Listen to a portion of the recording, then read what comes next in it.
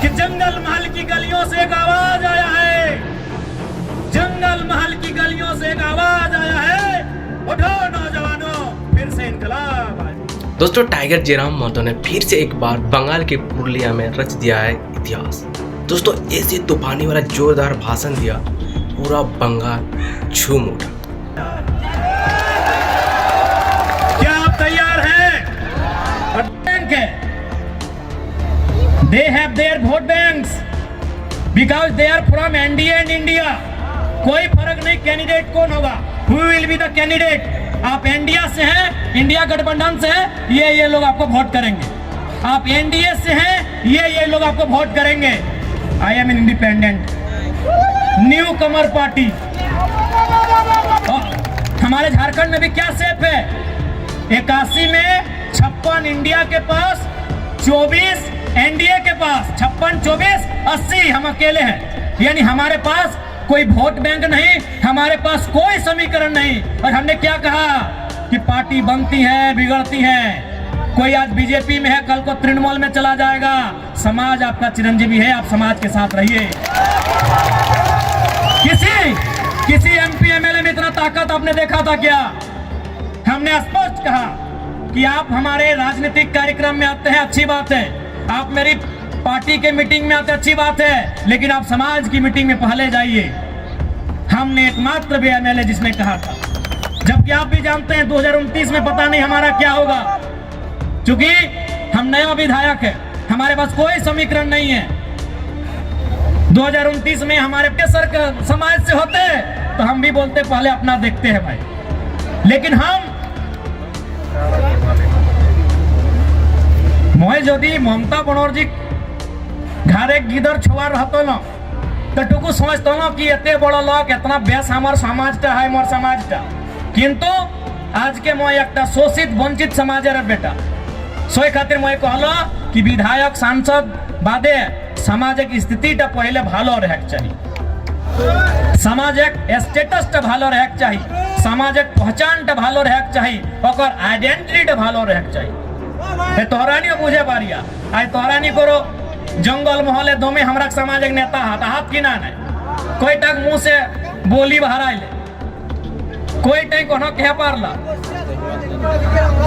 पारला की एकटाও कही दे जितना कथा मैं कहला, मीडिया कह, भाषण कह, जे जितना उदाहरण मैं देलो, जितना मैं उदाहरण देलो, हमको याद करके बताइएगा कि आपने कौवा को भी देखा है।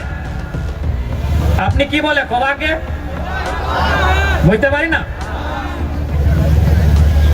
क्या आपने कभी कौवा के गले में या पांव में भेड़ी देखा है? क्या उसे कभी पिंजरे में देखा है? क्या उसे कभी किसी रस्सी में या किसी भी प्रकार से बंधन में देखा है? नहीं देखा है। आपने क्यों कौवा के बंधन देखे छीना? क्यों नहीं देखा है? तो कौवा भले काला होता है, देखने में भले आपको बुरा लगे, देखने में बदसूरत लगे, लेकिन जो वो काव काव काव काव चिल्लाता है, काव काव जो करता है ना, वो उसकी मातृभाषा है। और जो मातृभाषा बोलते हैं, मातृभाषा यानी हमारी मातृभाषा, हमारी परंपरा, हमारी संस्कृति, जो मातृभाषा बोलते हैं वो कभी गुलाम नहीं होते, उन्हें कभी कोई गुलाम नहीं बनाता। आपने सुगा क्यों देखे थी? आपने सुगा बोली ना, सुगा तोता पैरट देखने में बड़ा सुंदर होता है, पंख भी सुंदर होता है, चोंच भी सुंदर होता है और आवाज भी सुंदर होता है। लेकिन आपने क्या देखा होगा कि लोग उसे पकड़ते हैं, पहले उसके की बोले डंका काना, सबसे पहले उसको तोड़ देते हैं। पांव में भी जरूरत पड़े तो एक दो उसका तोड़ देते हैं और उसको भर के कहाँ रखते हैं? लोहे के पिंजरे में। भले उसको खाने के लिए चना दे, मूंगफली दे, लेकिन उसको गुलाम बना के रखते हैं। रखता है कि नहीं? क्योंकि जो मिट्टू जिसे कोई तोता कहता है, कोई सुगा कहता है, कोई पैरट कहता है, भले वो दिखने में सुंदर है, हरा है, चोंच लाल है, खाता भी बढ़िया बढ़िया है, लेकिन वो भाषा का नकल करता है। टेव टेव टेव टेव उसकी भाषा नहीं है, वो भाषा का नकल करता है, वो किसी और की भाषा को बोलने का प्रयास करता है, इसलिए लोग उसे गुलाम बना के रखते हैं। तो इसलिए एक बात तय कीजिए कि आपको आजाद रहना है या गुलाम रहना है। तो भैया अगर आजाद रहना है तो आपको उस कौवे की तरह अपनी संस्कृति, अपनी परंपरा, अपनी आइडेंटिटी, अपनी पहचान, उसके साथ आपको जीना होगा। तो क्या ये नौजवान पीढ़ी जो हमारा आने वाला भविष्य है, क्या वो आज के इस कार्यक्रम के माध्यम से ये प्रतिज्ञा लेंगे कि आप अपनी परंपरा, अपनी संस्कृति, अपनी मातृभाषा को बचाएंगे? क्या आप प्रतिज्ञा लेंगे? क्या आप अपने सामाजिक कार्यक्रमों को, अपने सामाजिक आंदोलन को आगे बढ़ाएंगे? क्या आप प्रतिज्ञा लेते हैं?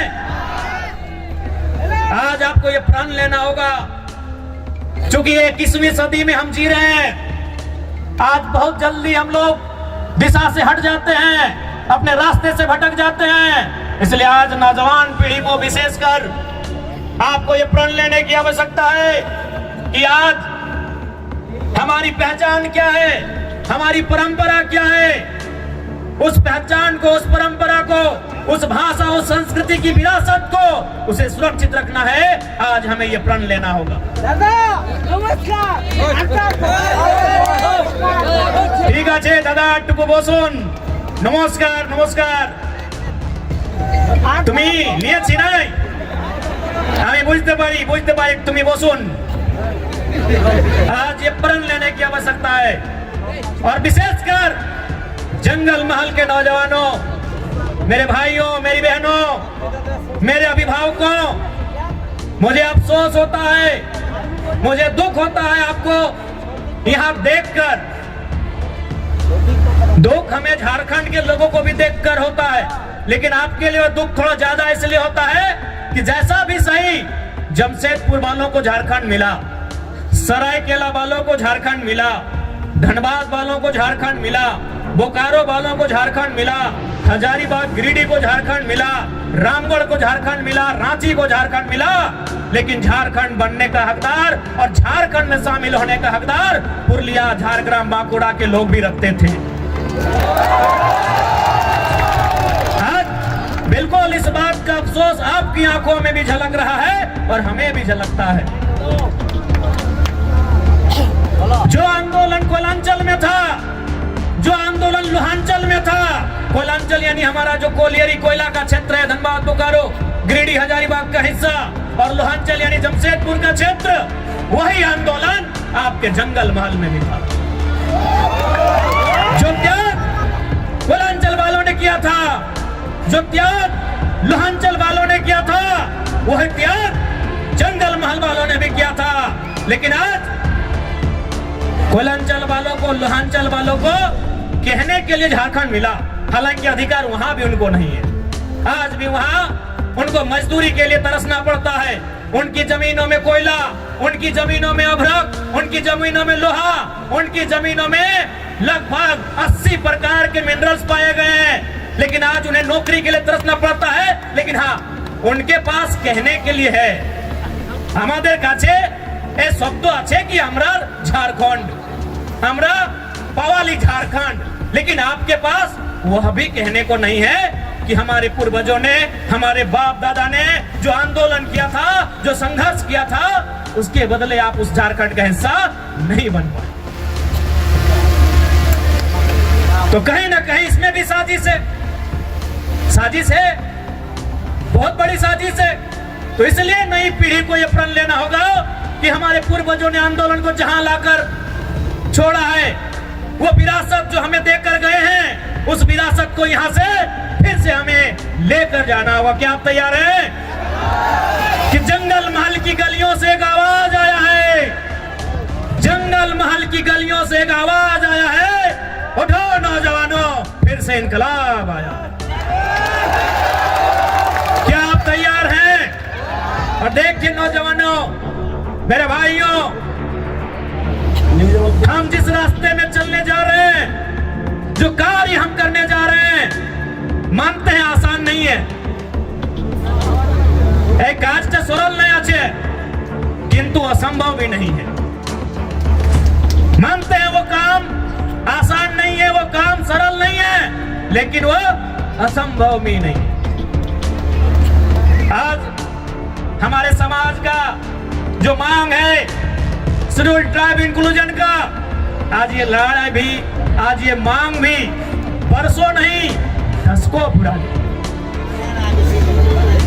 इसलिए एक बात हमेशा याद रखिए, आज चाहे सामाजिक आंदोलन हो या किसी प्रकार का आंदोलन हो, जो लोग अगुवाई कर रहे हैं, जो लोग लड़ रहे हैं, शायद वो कल नहीं होंगे। आज हम लोग भी कल नहीं होंगे, लेकिन आपका समाज, हमारा ये बृहद समाज जो हजारों लाखों साल पुरानी परंपरा और संस्कृति से परिपूर्ण है, वो समाज रहेगा। इसलिए आपको उस बागडोर को, उस विरासत को अपने हाथों में लेकर आगे बढ़ना है। मैं आप सभी से कहना चाहूंगा,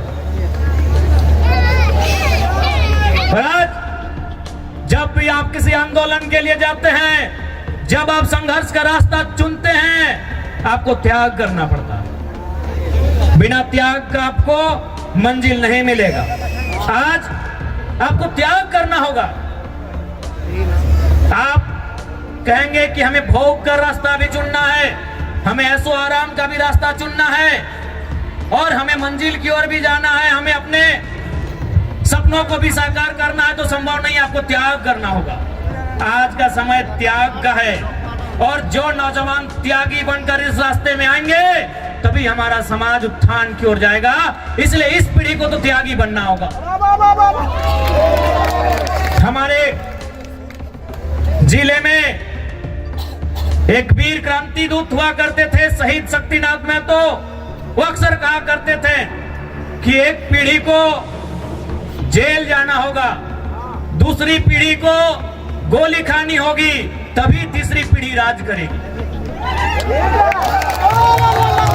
हमारी एक पीढ़ी जिसमें शहीद शक्तिनाथ महतो स्वयं, जिन्होंने ये नारा दिया था कि एक पीढ़ी को गोली खाना होगा, और शहीद शक्तिनाथ महतो ने खुद गोली खाई। उनके साथ निर्मल दादा ने गोली खाया। ऐसे अनगिनत, गिनती हम नहीं कर पाएंगे, इतने लोगों ने गोली खाया। आपका जो समय है कि एक पीढ़ी गोली खाएगी, दूसरी पीढ़ी जेल जाएगी, ये शायद जेल की स्थिति वाला समय है। और आपने देखा पुरुलिया के जिले में, काउटसिला में हमारे 51 लोगों को जेल जाना भी पड़ा। लेकिन उन विषयों से, उन घटनाक्रम से आपको कतराना नहीं है, क्योंकि आपकी लड़ाई आपके व्यक्तिगत नहीं है। आपकी लड़ाई केवल आपके लिए नहीं है, आपकी लड़ाई केवल आपके घर आंगन तक सीमित नहीं है। आपकी लड़ाई कई हजारों साल पहले जो सपना हमारे पूर्वजों ने देखा था, उस सपने को साकार करने की लड़ाई है। इसलिए आज आपको त्यागी बनना होगा। इसलिए आज आपको त्यागी बनना होगा। और एक बात याद रखिएगा, जो संघर्ष को चुनते हैं वही सफलता के करीब जाते हैं। आज का समय संघर्षों का समय है मेरे भाइयों। जो भी पर्व हम लोग मनाते हैं उसका एक संदेश होता है। हमारे जो तो पर्व आछे, जो तो त्योहार आछे, ওদের ভিতর একটা মেসেজ আছে, সন্দেশ আছে কি আর মানে কি, এই কাজটা আমাদের পূর্বজ কি জন্য করেছে, এই কাজটা কেনে, এই বরদ খুঁটা কেনে, এই কাড়া খুঁটা কেনে, এই টুসু কেনে, এই করম কেনে, জিতিয়া পরব কেনে, এই কোনো না কোনো ওদের ভিতরে একটা মেসেজ আছে। তো বরদ খুঁটার মানে কি সবাই জানি कि আমরা चासा लोग माने कि न सावन महीना का जो समय होता है हम वो खेती बाड़ी करते हैं, धान लगाते हैं, हार जोतते हैं। इधर भी वही टाइम होता है ना। अब मार्च में नहीं ना करते हैं, न 2-4 को खेत देखे थे मार्च तरफ। यानी हम सावन महीना, जिसे हम लोग अंग्रेजी के कैलेंडर में जुलाई अगस्त के आसपास कहेंगे, यानी उस समय हम क्या करते हैं, हल चलाते हैं और खेत में धान लगाते हैं, और मूल हमारा संबंध धान से। उसके बाद का जो समय होता है सितंबर आधा, अक्टूबर पूरा, और थोड़ा सा नवंबर, यानी 1.5-2 महीना क्या होता है कि हमारा जो बरद है, काड़ा है, उसको रिलैक्स हो जाता है। तो भाई रिलैक्स हो जाता है तो उसको हम लोग क्या करते हैं, इस त्योहार में उसको पहले तेल लगाते हैं। हमरा की कोरी वाके तेल मखाए कहे ना, तेल किसको मखाया जाता है, लगाया जाता है, जो थका हारा होता है। আজকে যদি আমাদের ঘরে যদি बाड़ी कोनो पहुना আসছে कोनो कुटुम আসছে तो हम उनको क्या करते हैं कि बैठिए थोड़ा तेल लगा देते हैं भाई आप बहुत दूर थक के आए हैं। तो तेल किसको लगाया जाता है? जो थका होता है। तो हमारा जो बरद है, कड़ा है, ये सावन महीना में इसको जोतते जोतते नारते नारते ये थोड़ा थका है। अब इसको तेल लगा के बोल रहे भाई थोड़ा सा तुम अब तंदुरुस्त हो जाओ, तुम थोड़ा सा फिट फाट हो जाओ। कहे ना फिर अब आ रहा है कार्तिक और अगन का महीना कि धान काटना है और फिर तुमको गाड़ा गाड़ी में लोड करके घर पहुंचाना है। अब धान काटने के बाद फिर बरद गाड़ी में लोड करके घर भी पहुंचाना है और माड़ा भी गुराना है, धान खिजाना भी है। तो इसीलिए इसको तेल लगाते हैं कि तुम अब या तुमको फिर से तैयार हो जाओ।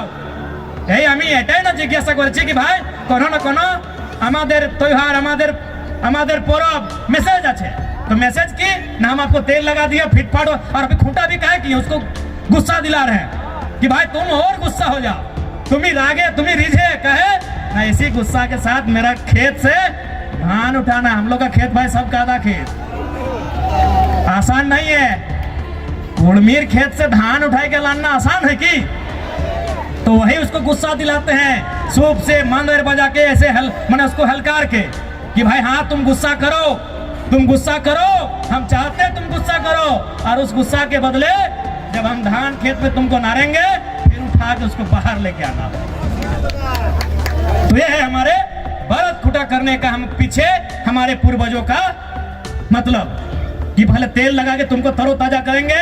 कहा कि सावन महीना के बाद तुम कुछ काम नहीं किया है, तुम आराम से घर में बैठा है और सावन महीना के बाद हरा हरा घास मिलता है और जितना बढ़िया बढ़िया खाना खाने के बाद थोड़ा आदमी आलसी हो जाता है, तो इन लोग भी आलसी हो गया थोड़ा। तो इसीलिए अब फिर से आ गया है टाइम कार्तिक महीना का, अगहन महीना का। अब इन लोग को